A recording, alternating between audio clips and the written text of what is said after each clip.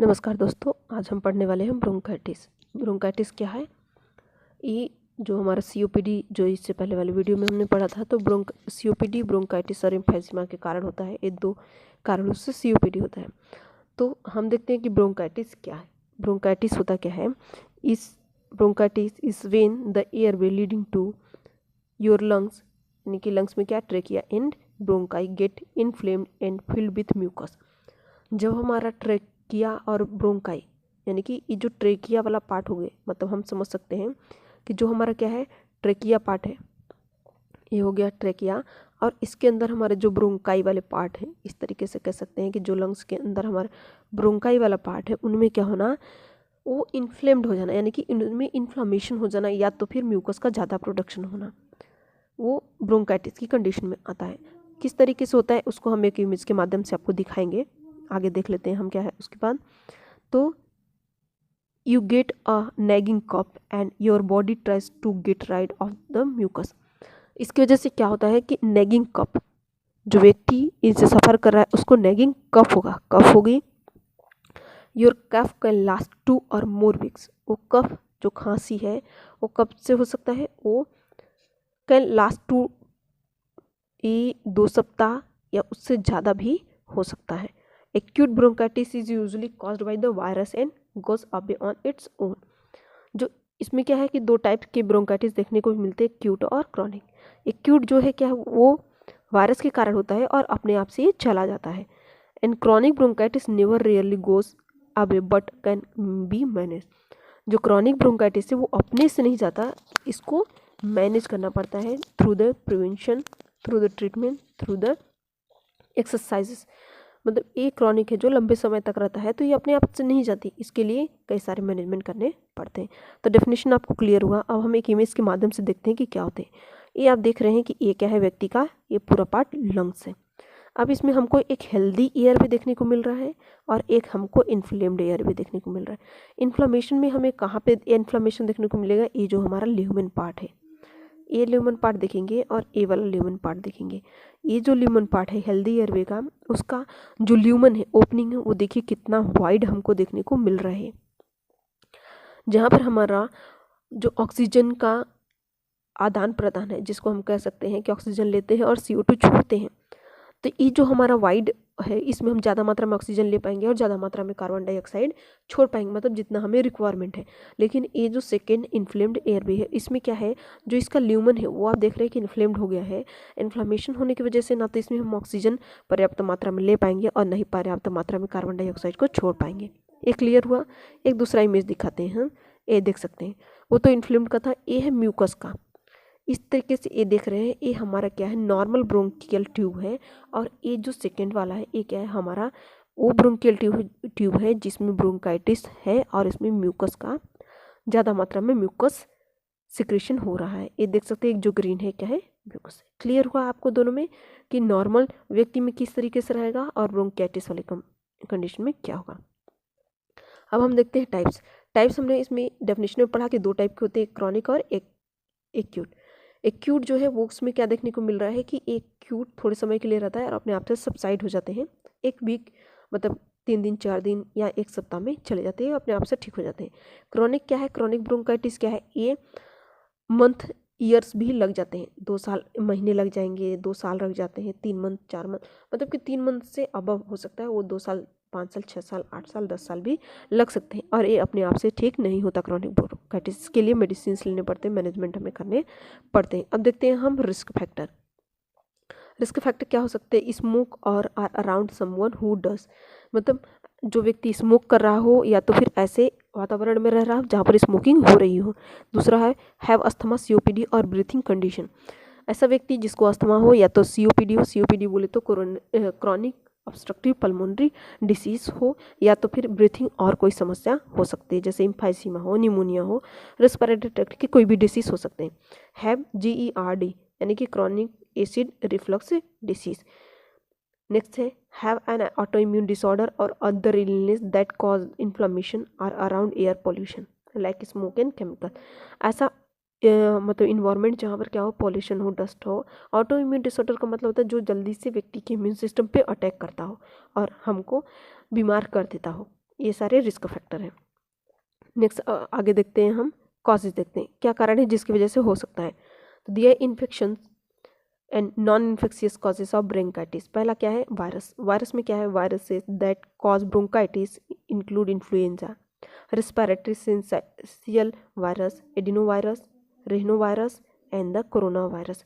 ये कौन कौन से वायरस हैं जो इसमें हमको क्या है, वायरस है, बैक्टीरिया है, पॉल्यूशन है, स्मोक है। ये सारे जो हैं ये क्या करते हैं, रेस्पिरेटरी ट्रैक्ट को इन्फेक्ट करने का काम करते हैं, जो कि ब्रोंकाइटिस के लिए रिस्पॉन्सिबल है। पहला है वायरस। वायरस में क्या क्या आते हैं, हमारे इन्फ्लुएंजा वायरस है, रेस्पिरेटरी सिंसियल वायरस है, एडिनोवायरस है, रेनोवायरस है, और ज़्यादा कॉमन क्या है, कोरोना वायरस। ये क्या है, हमारे कॉजेज हैं वायरस के। नेक्स्ट आता है बैक्टीरियल। बैक्टीरियल में क्या है, bacteria that cause bronchitis include Bordetella pertussis, Mycoplasma pneumoniae in the Chlamydia pneumoniae. ये क्या है, बैक्टीरिया है जो ब्रोंकाइटिस के लिए रिस्पॉन्सिबल है।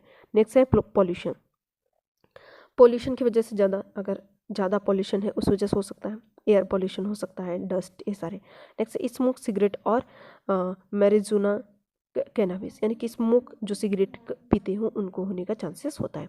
अब देखते हैं हम उसके बाद क्या देखते हैं, सिम्टम्स। सिम्टम्स क्या देखने को मिल सकते हैं हमको, अब इसमें हमको सिम्टम्स क्या क्या देखने को मिल सकते हैं। तो पहला सिम्टम्स हम देखते हैं कि इसमें क्या है, you might get the dry cough instead. हमको उसमें खांसने के समय में हमको क्या होगा, ड्राई कफ मिलेगा, देखने को मिल सकता है। नेक्स्ट है ऑल्सो हियर अ विस्लिंग और rustling sound, rattling sound when you breathe. Wheezing, हमको उसमें विस्लिंग साउंड यानी सिटी टाइप साउंड आएंगे, विजिंग साउंड आ सकता है जब हम सांस लेंगे। Next you might have a other symptom. उसके अलावा हमें सिम्टम्स क्या देख सकते हैं, शॉर्टनेस ऑफ ब्रीथ जिसको हम डिस्निया कहते हैं मेडिकल टर्म में।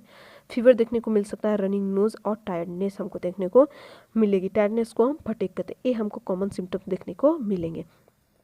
नेक्स्ट हमको क्या देखने को मिल सकता है, डायग्नोस्टिक इवैल्यूएशन। डायग्नोस्टिक इवैल्यूएशन यानी कि डायग्नोस्टिक टेस्ट हम कौन कौन से करेंगे जिससे हमें पता चलेगा कि पेशेंट को ब्रोंकाइटिस है। पहला है नेजल स्वैब। नेजल स्वैब यानी कि जो म्यूकस सिक्रेशन हो रहा है और रनिंग नोज हो रही है उसका हम क्या करेंगे, स्वैब लेंगे ताकि हम उससे पता कर सकें टेस्ट। जैसे दिया है क्या है कि use a soft tip and stick swab और your nose and test the virus like कोविड-19 और फ्लू।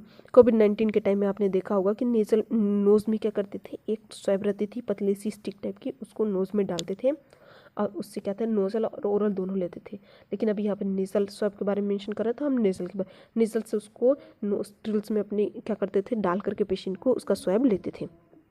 नेक्स्ट है चेस्ट एक्सरे। चेस्ट एक्सरे से क्या हम फाइंड आउट करेंगे कि chest x ray to the rule out the more serious condition your health care provider you will machine to get the pictures of your heart and lungs. They look a sign of their other disease that could be cause your symptoms.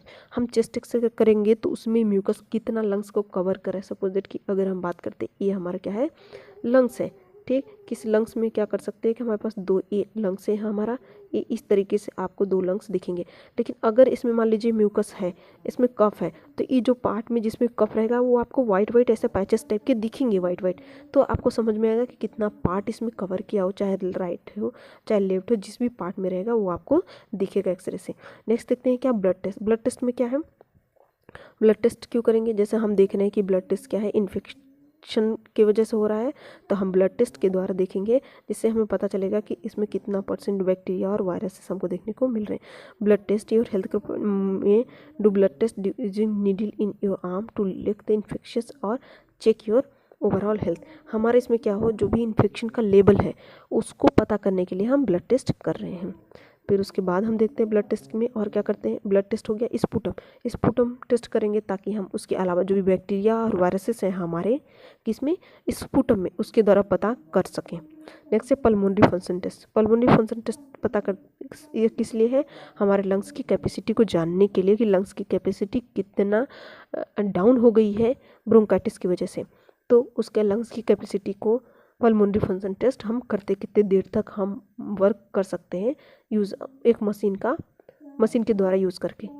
Next में हम देखते हैं क्या है, treatment हम क्या करेंगे इसके लिए। सबसे पहला है, जैसे हमने देखा कि ये क्या है, बैक्टीरियल, और बैक्टीरिया की वजह से वायरल बैक्टीरिया और वायरसेस की वजह से हो रहा है, तो एंटीवायरल में हम मेडिसिन लेंगे कुछ, जिसमें कि इससे क्या कर सकते हैं, हम बैक्टीरिया और वायरस को प्रिवेंट करने के लिए यूज़ कर सकते हैं।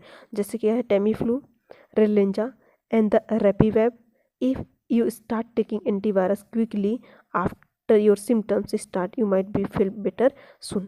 अगर आप इन सबको, अगर कोई भी एंटीवायरल मेडिसिन लेते हैं, एंटीबायोटिक्स लेते हैं, तो इसकी वजह से आप जल्दी से जल्दी रिकवर कर सकते हैं। नेक्स्ट है ब्रोंकोडायलेटर। ब्रोंकोडायलेटर्स हम किस लिए यूज़ करते हैं? ताकि हम एयर वे, हमारा जो भी म्यूकस की वजह से इन्फ्लेम्ड हो गया है वो डायलेट हो और पेशेंट प्रॉपरली सांस ले सके एयरवे वाइड होने की वजह से। नेक्स्ट है anti histamine drug, anti inflammatory drug. Anti inflammatory drug लेंगे जिसमें कॉर्टिकोस्टेरॉइड्स आते हैं, तो इससे क्या होगा कि जो हमारा इन्फ्लेम्ड हुआ है, जो हमारी क्या हो गई है ब्रोंक्यूल्स है, जो इन्फ्लेम्ड हो गई हैं, इस तरीके से इन्फ्लेम्ड हो गई हैं, उसको क्या करेगा, रिड्यूस करने का काम करेगा। नेक्स्ट देखते हैं हम आगे क्या है, कफ एक्सपेक्टोरेंट। कफ एक्सपेक्टोरेंट हम यूज़ करेंगे ताकि जो भी कफ आ रहा है उसको हम बाहर निकाल सकें। उसमें से कौन कौन से आ जाएंगे, डेक्सोमेथाट्रोफेन है एंड बेंजोनेटेड, ये हमारे क्या है कफ एक्सपेक्टोरेंट हैं जिसका हम यूज़ करेंगे कफ को बाहर निकालने के लिए। ठीक, इसमें एंटीटसिव भी मेडिसिन आ सकते हैं। नेक्स्ट है एंटीबायोटिक। एंटीबायोटिक्स किस लिए हम यूज़ करें, ताकि हम इन्फेक्शन को क्या कर सके, प्रिवेंट कर सके, उसके लिए हम एंटीबायोटिक ले रहे हैं इन्फेक्शन को ट्रीट करने के लिए। नेक्स्ट है COPD asthma treatment. COPD asthma treatment में क्या होता है कि ब्रोंकाइटिस हमें सीओपीडी वाले कंडीशन में देखने को मिल रहा है, अस्थमा वाले पेशेंटों में देखने को मिल रहा है ब्रोंकाइटिस। तो हम सबसे पहले सीओपीडी अस्थमा को ट्रीट करने की कोशिश करेंगे through the medicine, through the exercises, breathing exercises हैं, स्पायरोमेट्री एक्सरसाइजेस हैं, इनके द्वारा। अब उसके बाद हम देखते हैं क्या है प्रिवेंशन। प्रिवेंशन किस तरीके से हम प्रिवेंट कर सकते हैं इसको, try to avoid the being around other people who may be sick, they especially true in the winter months and when the people gathers indoors। यानी कि ऐसे लोगों से दूर रहना है जो क्या हो अस्थमा और इनसे क्या हो सफ़र कर रहे हो, या तो फिर ऐसे व्यक्ति इन सबसे दूर रहे जो खुद बीमार हो। नेक्स्ट है avoid smoking and other irritant. हमें स्मोक से दूर रहना है, और अदर इरिटेंट बोले तो इरिटेंट में जैसे कि पॉल्यूशन है, डस्ट है, स्मोकिंग, इनसे दूर रहना है। नेक्स्ट इफ़ यू अस्थमा और एलर्जी अवॉइड एनी ट्रिगर। हम अगर अस्थमा से या एलर्जी से किसी सफ़र कर रहे हैं तो हमें उनसे दूर रहना है, जैसे पेट्स जो पालतू जानवर हैं उनसे, डस्ट से एंड द पॉलन से दूर रहना। Run and a humidifier most air is less likely to irritate your lung. ऐसे हमें ह्यूमिडिफायर से इन्वायरमेंट और एयर से दूर रहना है जो हमारे लिए क्या हो लंग्स के लिए इरिटेट करते हो। नेक्स्ट है गेट प्लेंटी ऑफ रेस्ट। हमें थोड़ी मात्रा में, मतलब हमें जब ऐसी दिक्कतें होने लगे तो हमें रेस्ट करना है, और अगर दिक्कतें ना भी हो तो ज़्यादा मात्रा में रेस्ट करना है। नेक्स्ट है ईट अ हेल्दी डाइट। हमें हेल्दी खाना लेना है, ज़्यादा ऑयली, ज़्यादा स्पाइसी नहीं लेना है। नेक्स्ट है wash your hand often with the soap and water. If you not able to use soap and water, use a hand sanitiser that contain alcohol. हमें अपने हैंड वॉश अच्छे से करना है सोप और वाटर से। अगर ये दोनों नहीं अवेलेबल है तो हमें सैनिटाइजर से कर लेना है क्लीन, ताकि इन्फेक्शन का जो चांसेस है वो कम रहे। नेक्स्ट है make sure you are up to date on the flu and pneumonia vaccine. आपको अपने आप को इंश्योर रखना है कि आपने निमोनिया के और फ्लू के जो भी वैक्सीन होती हैं उसको लिया हो।